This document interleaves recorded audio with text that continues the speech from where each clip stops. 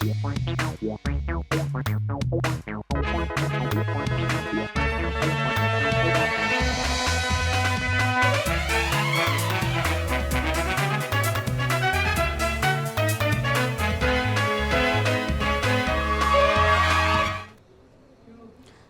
आप देख रहे हैं राष्ट्रीय समाचार और मैं हूं आपके साथ प्रिया पांडे। पहले एक नजर हेडलाइंस पर।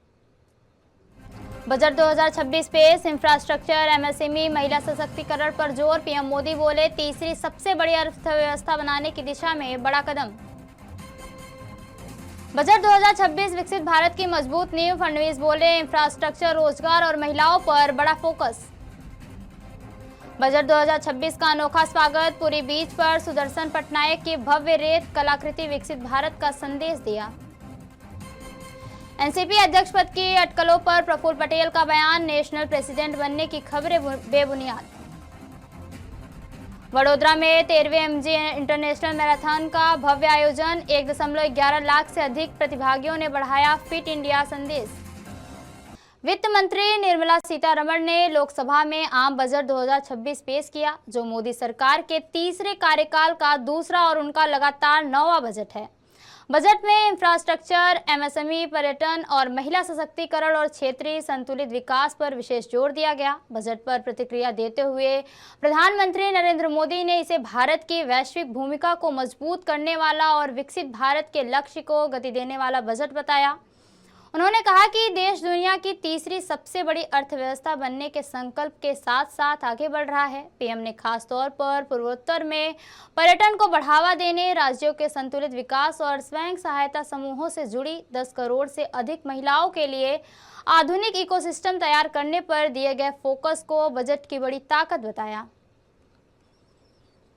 बजट भारत की वैश्विक भूमिका को नए सिरे से सशक्त करता है।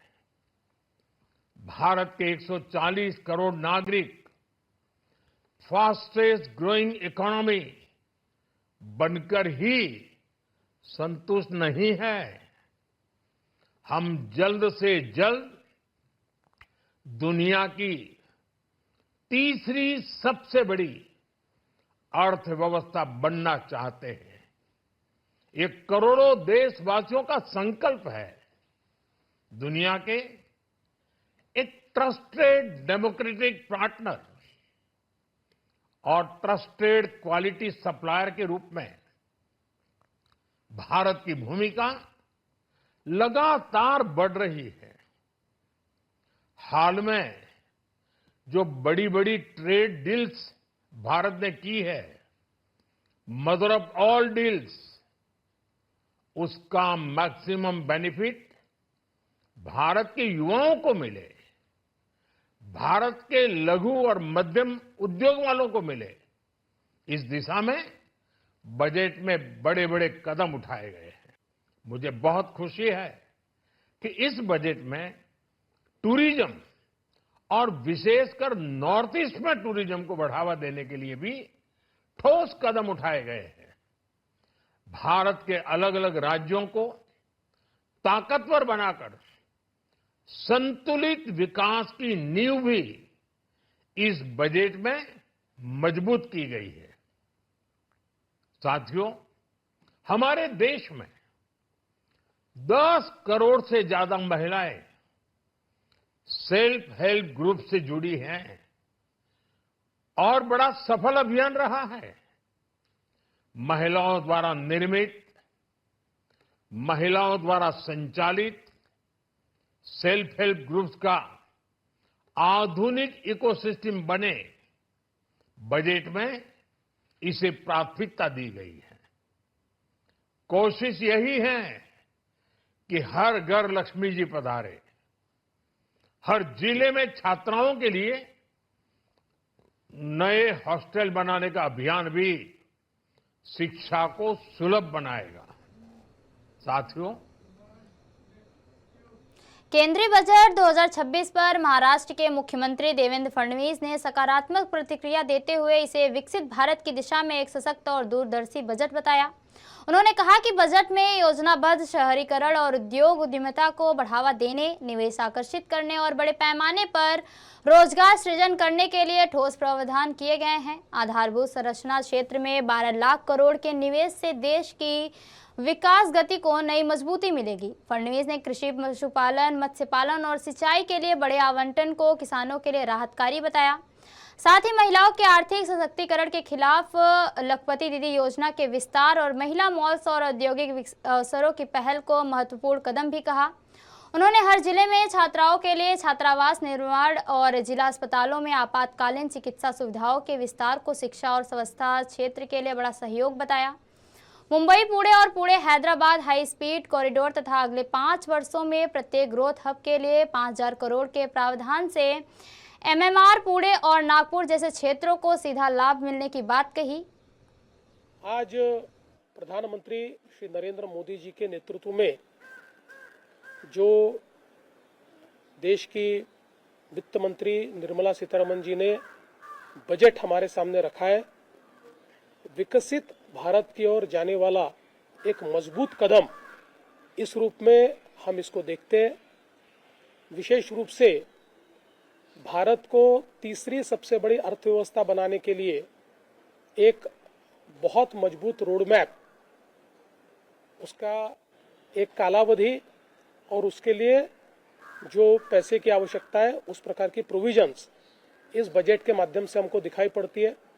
विशेष रूप से दुनिया में मैन्युफैक्चरिंग के क्षेत्र में जो अवसर हमको मिला है, उस अवसर को प्राप्त करने वाला ये बजट है।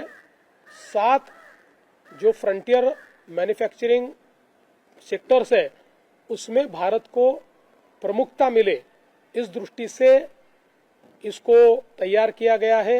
इसमें योजना तैयार की गई है जिससे निवेश भी बढ़ेगा और साथ साथ बड़े प्रमाण पर जॉब क्रिएशन भी होगा और हमारे युवाओं को इसका फायदा मिलेगा। विशेष रूप से खेती का क्षेत्र हो, पशुपालन का क्षेत्र हो, डेयरी का क्षेत्र हो या फिर फिशरीज का क्षेत्र हो, इन सारे क्षेत्रों में या सिंचाई का क्षेत्र हो, बहुत कारगर योजना तैयार की गई है। बहुत जिसको हम कह सकते हैं भविष्य का विचार करते हुए योजना तैयार की गई है, जिससे ये क्षेत्र विस्तारित भी होगा और इस क्षेत्र को बड़ा फायदा भी मिलेगा। केंद्रीय बजट 2026 की प्रस्तुति के अवसर पर प्रख्यात रेत कलाकार सुदर्शन पटनायक ने ओडिशा के पुरी बीच पर एक आकर्षक रेत कलाकृति बनाकर बजट का स्वागत किया। अपनी इस विशेष कलाकृति के जरिए उन्होंने विकसित भारत के संकल्प और देश की प्रगति के संदेश को रचनात्मक रूप में प्रस्तुत किया। समुद्र तट पर बनाई गई इस कलाकृति को देखने के लिए बड़ी संख्या में लोग पहुंचे और कलाकार की इस अनोखे प्रयास की सराहना की। प्रधानमंत्री नरेंद्र मोदी के देशव्यापी कार्यक्रम के तहत आज केंद्रीय वित्त मंत्री निर्मला सीतारमण द्वारा प्रस्तुत आम बजट वर्ष 2026-27 का सीधा प्रसारण ग्रामीण क्षेत्रों में भी देखा गया। फतेहपुर पंचायत के खजुरिया गांव में भाजपा फतेहपुर मंडल के अध्यक्ष संजय मंडल के नेतृत्व में भाजपा कार्यकर्ताओं तथा पदाधिकारियों ग्रामीणों ने बजट का लाइव प्रसारण धैर्यपूर्वक देखा और सुना। इस अवसर पर भाजपा युवा नेता मनोज गोस्वामी ने कहा कि यह बजट किसान, शिक्षा और स्वास्थ्य सभी वर्गों के लिए लाभकारी है। उन्होंने KCC लोन की सीमा 1 लाख से बढ़ाकर 5 लाख किए जाने पर और नई टैक्स स्लैब के तहत 12 लाख रुपए तक की आय पर कोई कर नहीं लगने को ऐतिहासिक कदम बताया। ग्रामीणों और कार्यकर्ताओं ने प्रधानमंत्री नरेंद्र मोदी का धन्यवाद करते हुए बजट को लेकर मध्यम वर्ग के लिए राहत भरा और जनहितकारी बताया। आज हमारे देश के माननीय प्रधानमंत्री श्री नरेंद्र मोदी के नेतृत्व में हमारे देश में आम जनताओं के ध्यान रखते हुए आम बजट 2026-27 पेश किया जा रहा है। मैं माननीय वित्त मंत्री निर्मला सीतारमण जी से बेहद सभी आम जनता उत्साहित है और आशा है कि वो आम जनताओं को लेकर यह बजट पेश करेगी और उन्होंने का बजट मध्यम वर्ग के लोगों को ध्यान में रखकर लिया है। आम बजट कहिए कि KCC 5 लाख तक लोन मुहैया कराएगी सरकार, और ये एक बहुत बड़ा कदम है। आम जनताओं को ध्यान में रखकर ऐसा कदम उठाया गया है। आप शिक्षा का स्तर पर देखिए, स्वास्थ्य का स्तर पर देखिए, और सड़क परिवहन सभी को ध्यान में रखकर बजट पेश किया गया है। खबर मिल रही थी कि अजीत दादा पवार के निधन के बाद एनसीपी पार्टी के राष्ट्रीय अध्यक्ष पद पर प्रफुल्ल पटेल को बैठाया जा सकता है, और अब इन चर्चाओं के बीच अब खुद एनसीपी नेता प्रफुल्ल पटेल ने सोशल प्लेटफॉर्म पर ट्वीट कर स्थिति साफ कर दी है। प्रफुल्ल पटेल ने कहा कि मीडिया में उनके नेशनल प्रेसिडेंट बनने को लेकर चल रही रिपोर्ट्स पूरी तरह से बेबुनियाद है और इनमें कोई सच्चाई नहीं है। उन्होंने आगे कहा कि एनसीपी पार्टी एक लोकतांत्रिक संस्था है और इतना बड़ा फैसला सीनियर लीडरशिप, विधायकों और पार्टी पदाधिकारियों के सभी सदस्यों की भावनाओं का सम्मान करते हुए तय किया जाएगा। एक राष्ट्रीय पार्टी होने के नाते एनसीपी हर अहम फैसले से निर्धारित सिस्टम को फॉलो करती है। वडोदरा में आज एमजी वडोदरा इंटरनेशनल मैराथन के 13वें संस्करण का भव्य आयोजन किया गया, जिसने पूरे शहर को फिटनेस और गौरव के रंग में रंग दिया। My style my pride theme के तहत आयोजित इस मैराथन को वडोदरा के विधायकों, संतों और भाजपा वडोदरा के पदाधिकारियों ने हरी झंडी दिखाकर रवाना किया। हालांकि राज्य के उप मुख्यमंत्री हर्ष सांघवी अप्रत्याशित कारणों से कार्यक्रम में शामिल नहीं हो सके। इस अंतर्राष्ट्रीय मैराथन में 1.11 लाख से अधिक रिकॉर्ड तोड़ पंजीकरण दर्ज किए गए। मैराथन का मुख्य आकर्षण गजरा रन रहा, जो समानता का संदेश देता है। AIMS से प्रमाणित इस दौड़ में फुल और हाफ मैराथन के साथ 10 किलोमीटर हेरिटेज रन, जवान रन और दिव्यांग रन का भी आयोजन किया गया। महाराष्ट्र की राजनीति में 31 जनवरी 2026 का दिन एक ऐतिहासिक दिन के रूप में दर्ज हो गया है। सुनेत्रा पवार ने उप मुख्यमंत्री पद की शपथ लेकर राज्य की पहली महिला डिप्टी सीएम बनने का गौरव हासिल किया। वो महाराष्ट्र की 17वीं उप मुख्यमंत्री भी बनी। अजीत पवार के निधन के बाद यह जिम्मेदारी उनके परिवार और समर्थकों के लिए भावनात्मक पल भी है। सुनेत्रा पवार ने संघर्ष, सेवा और समर्पण से यह मुकाम हासिल किया। आज सत्ता के गलियारों में एक नई महिला नेतृत्व की मजबूत दस्तक सुनाई दे रही है, और यह सिर्फ सत्ता परिवर्तन नहीं बल्कि महाराष्ट्र के इतिहास में एक नया अध्याय भी है। आइए आपको सुनेत्रा पवार कौन है, देखिए उनसे जुड़ी हमारी ये खास रिपोर्ट। सुनेत्रा पवार का जन्म 18 अक्टूबर 1963 को महाराष्ट्र के उस्मानाबाद जिले, जिसे अब धाराशिव कहा जाता है, में हुआ था। वो एक ऐसे परिवार से आती है जहां राजनीति बचपन से जीवन का हिस्सा रही है। उनके पिता बाजीराव पाटिल क्षेत्रीय स्तर के जाने माने नेता थे। वहीं उनके भाई पद्म सिंह पाटिल महाराष्ट्र सरकार में मंत्री रह चुके हैं और लोकसभा सांसद भी रहे हैं। उन्होंने औरंगाबाद के SB कॉलेज से BCom की डिग्री हासिल की और शिक्षा के साथ सामाजिक जिम्मेदारियों को भी निभाया। समाज सेवा और नेतृत्व की पहचान। हालांकि लंबे समय तक सुनेत्रा पवार सीधे राजनीति में सक्रिय नहीं रही, लेकिन समाज सेवा में लगातार काम करती रही। उन्होंने पर्यावरण संरक्षण और ग्रामीण विकास को अपना लक्ष्य बनाया। इसी सोच के तहत एनवायरमेंटल फोरम ऑफ इंडिया यानी EFOI की स्थापना की, जैविक खेती को बढ़ावा दिया और कई गाँव को इको गाँव के रूप में विकसित किया।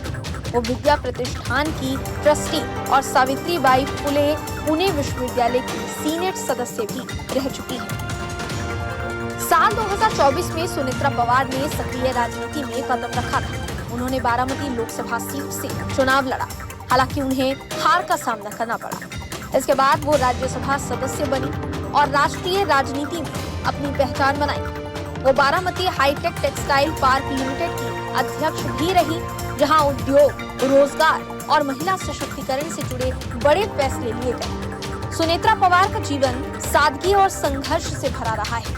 राजनीति की चकाचौंध से दूर रहकर उन्होंने जमीन से जुड़ा जीवन जिया है। परिवार की जिम्मेदारियों के साथ समाज सेवा को मिशन बनाया। हर चुनौती का डटकर सामना किया और कभी हिम्मत नहीं हारी। आज उसी संघर्ष का फल उन्हें उप मुख्यमंत्री पद के रूप में मिला है। अजित पवार के निधन के बाद महाराष्ट्र की राजनीति एक कठिन दौर से गुजर रही है। इन्हीं हालातों के बीच सुनीता पवार ने जिम्मेदारी का भारी बोझ उठाया है। एक साधारण जीवन जीने वाली महिला अब सत्ता के शिखर पर पहुंच चुकी है।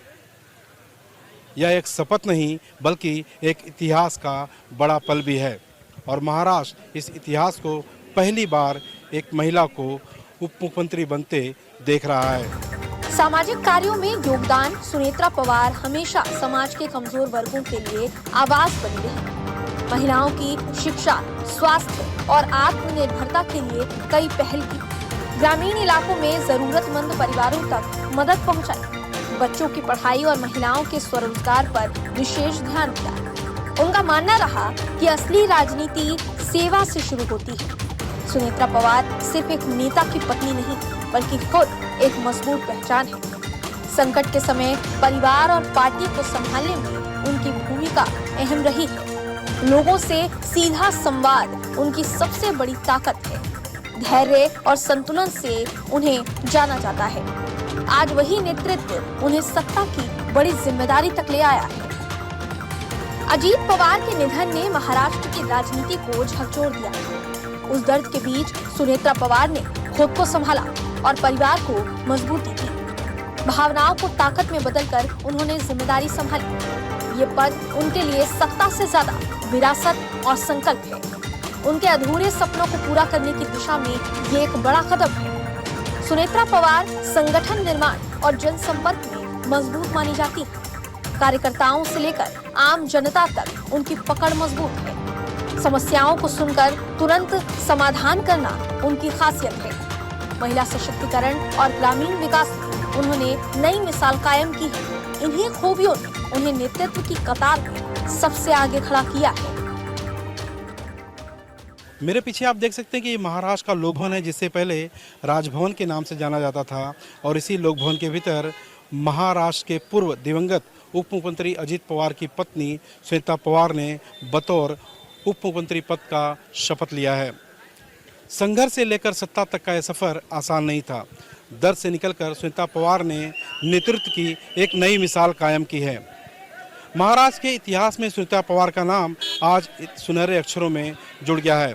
यह कहानी एक राजनीति की नहीं, बल्कि एक हिम्मत की भी है। सुनेत्रा पवार की ये जीत सिर्फ एक राजनीतिक सफलता नहीं है, ये संघर्ष, सेवा और साहस की कहानी है। टूटा परिवार आज फिर मजबूती से खड़ा होता दिख रहा है। उनकी आंखों में दर्द भी है और जिम्मेदारी का संकल्प भी। आज सत्ता की कुर्सी पर बैठी सुनेत्रा पवार आम जनता की उम्मीद बन चुकी है। सुनेत्रा पवार की राजनीति में एंट्री के बाद सरकार में विभागों के बंटवारे को लेकर बड़ी जानकारी सामने आई। बहरहाल सुनेत्रा पवार को राज्य उत्पादन शुल्क, अल्पसंख्यक विभाग और खेल विभाग की जिम्मेदारी दी गई है। वहीं वित्त और योजना विभाग सीधे मुख्यमंत्री देवेंद्र फडणवीस के पास रहेगा। सरकार के भीतर ये फैसला प्रशासनिक संतुलन के लिहाज से अहम माना जा रहा है। मुंबई से ब्यूरो हेड सर्वेश तिवारी की रिपोर्ट। बांदा पहुंचे बागेश्वर धाम के पीठाधीश्वर आचार्य धीरेन्द्र कृष्ण शास्त्री ने धार्मिक मंच से बड़ा बयान दिया। उन्होंने कहा कि एक दूसरा धर्म हरि उल्लाह वाला है, जहां 3 बार कहने पर तलाक हो जाता है, जबकि सनातन परंपरा में ऐसा नहीं है और यहाँ न्यायिक प्रक्रिया का पालन होता है। उन्होंने कहा कि यदि लोग कायदे में रहेंगे तो फायदे में रहेंगे। हिंदू राष्ट्र को लेकर उन्होंने कहा कि मुसलमानों को गालियां देने से भारत हिंदू राष्ट्र नहीं बनेगा, बल्कि हिंदुओं को अपनी कुरीतियों और कमियों का सुधारना होगा। जब सनातन धर्म की कमियों को दूर किया जाएगा, तभी भारत हिंदू राष्ट्र बनेगा। एक दूसरा मजहब है हरी उल्लाह वाला, उनके में तो कटमा ही कटमा है, और जहाँ देखो वहाँ कटमा। भगवान ही बचा, भगवान करे। अब हम कुछ बोल रहे हैं, नहीं तो वही गंगा हो जाए, और हो भी जाए तो हमारा ठटनी हल्का। हम सही बोलते हैं, मुंह पे बोलते हैं। तो एक वो है, उनके यहाँ तो साफ, उनके यहाँ 3 बार कहते तलाक हो गया। हमारे यहाँ तो जब तक 20-25 केसी ना कोर्ट में हो जाए तब तक 4 सवाल चप्पल उठे तब तलाक होता है। लेकिन उनसे कोई बुराई नहीं है, अच्छी बात है, उनका अपना अपना है, भगवान करे चलावे, पर कायदे में रहेंगे तो फायदे में रहेंगे, कोई दिक्कत नहीं। लेकिन एक बात बोले, बुरा न मानना, हिंदू एक बात हमारी नोट कर ले, मुसलमानों को गालियां देकर के भारत हिंदू राष्ट्र नहीं बनेगा। हिंदुओं को अपनी कुरीतियां सुधारनी पड़ेगी, तभी भारत हिंदू राष्ट्र बनेगा। जो हमारे सनातन में कमी है, उन कमियों को जब हम दूर करेंगे, तभी भारत हिंदू राष्ट्र बनेगा। और भारत को हिंदू राष्ट्र बनाने का एक उपाय है, पूछो क्या? जात पात की करो विदाई, हम सब हिंदू केंद्रीय गृह मंत्री अमित शाह 2 दिवसीय पश्चिम बंगाल दौरे पर पहुंचे और बैरकपुर में कार्यकर्ता सम्मेलन को संबोधित किया। उन्होंने मुख्यमंत्री ममता बनर्जी पर निशाना साधते हुए कहा कि उनकी सरकार बांग्लादेशी घुसपैठियों को संरक्षण देने और वंदे मातरम का विरोध करने में शामिल है। अमित शाह ने ममता बनर्जी पर तंज कसते हुए कहा कि जैसे राम सेतु निर्माण पर रावण को संदेह था, उसी तरह उन्होंने 2014 में 2 सीटें, 2019 में 41% वोट और 18 सीटें, 2021 में 38% वोट और 77 सीटें हासिल की। उन्होंने दावा किया कि इस बार बीजेपी का वोट प्रतिशत 50% से अधिक होगा और प्रचंड बहुमत से उनकी सरकार बनेगी। इस वर्ष पश्चिम बंगाल, तमिलनाडु, केरल, असम और पुडुचेरी में विधानसभा चुनाव होने हैं। मेरा मखौल उड़ा रही थी ममता दीदी, जब प्रभु श्री राम ने राम सेतु बनाया तब रावण ऐसा ही मानता था कि इस प्रकार से मुझे कोई हरा सकता है क्या। मैं आपको बताता हूं 2014 में हमें सिर्फ 2 सीट मिली थी, 2019 में 41% वोट और 18 सीटें मिली। 2024 में 39% वोट मिला है और 2021 की विधानसभा में 38% वोट और 77 सीटें लेकर शुभेंदु अधिकारी हमारे विपक्ष के नेता बने हुए विपक्ष के नेता। ममता दीदी 38% से 45% का जंप लगाना है। आप एक बार देखना, भारतीय जनता पार्टी का वोट शेयर 50% से ज्यादा होने वाला है और प्रचंड बहुमत से हमारी सरकार बनने वाली है। भाइयों बहनों,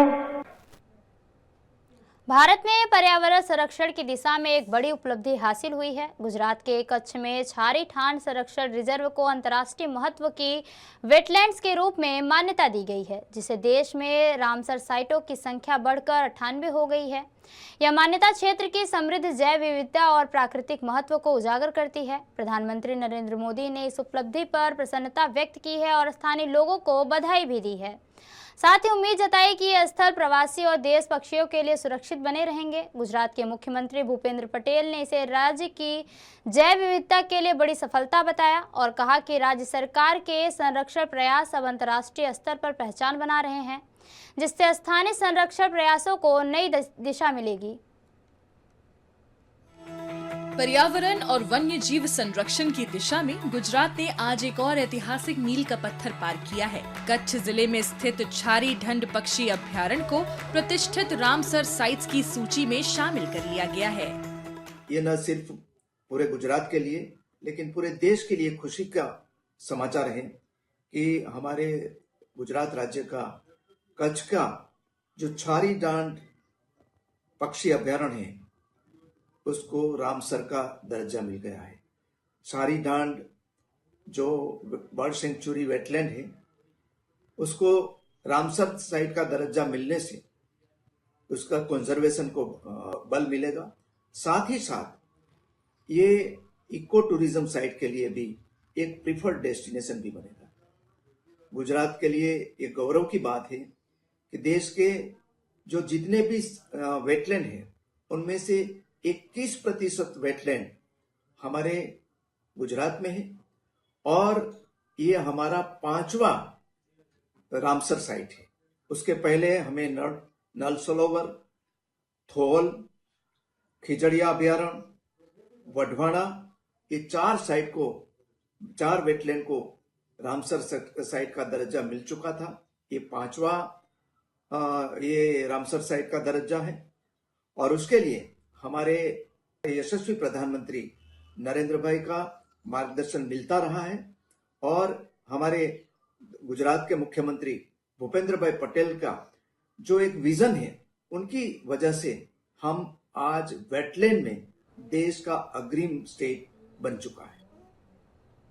जोधपुर में कथावाचक साध्वी प्रेम बाईसा की संदिग्ध मौत के मामले की जांच के लिए एसआईटी का गठन किया गया है। एसआईटी का नेतृत्व एसीपी छवि शर्मा करेंगे, जबकि बोरोनाडा थाना अधिकारी शकील और साइबर एक्सपर्ट की टीमें भी शामिल हैं। साध्वी प्रेम बाईसा के पिता की शिकायत के आधार पर पुलिस ने बीएनएस की धारा 194 के तहत अप्राकृतिक मौत का मामला दर्ज किया। 28 जनवरी 2026 की शाम जोधपुर के पालगांव स्थित उनके आश्रम में उनकी तबीयत अचानक बिगड़ गई और आश्रम में बुलाए गए कंपाउंडर ने उन्हें एक इंजेक्शन लगाया, जिसके तुरंत बाद उनकी हालत गंभीर हो गई और उन्हें प्राइवेट अस्पताल ले जाया गया, जहां डॉक्टरों ने शाम करीब 5:30 बजे उन्हें मृत घोषित कर दिया। उनकी मौत से लाखों अनुयायी और संत समाज में शोक व्याप्त है, जबकि घटना की परिस्थितियों को लेकर कई सवाल भी खड़े हो रहे हैं। तो ये थी अब तक की खास खबरें, और खबरों के लिए बने रहिए राष्ट्रीय समाचार के साथ। नमस्कार।